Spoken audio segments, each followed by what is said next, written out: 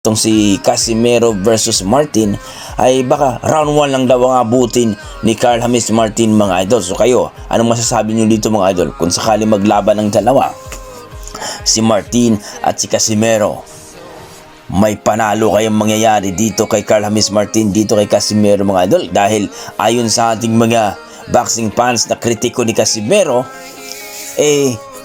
hindi na daw kakayanin ni Casimero itong si Martin dahil bata pa daw ito compare ni Casimero. Well mga idol, nag-celebrate po ang ating pambato ngayon na si Cuadrolas Casimero, ang nag-iisang angas sa Pinas mga idol. 36 years old na po ang ating pambato mga idol at nangako ito na ngayon pagkatapos daw ng kanyang birthday ay tatrabahuin daw nila ang kanyang makakalaban. Kumbaga mga idol, tinatrabaho na pero baka mayroon ng announcement yan mga idol.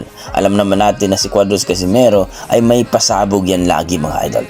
So maasa mga boxing fans mga idol na mapapalaban si Cuadros Casimero sa taon na ito mga idol. Ayon nga sa ating mga pinagkakatiluang source ay baka sa Mayo o Abril nga daw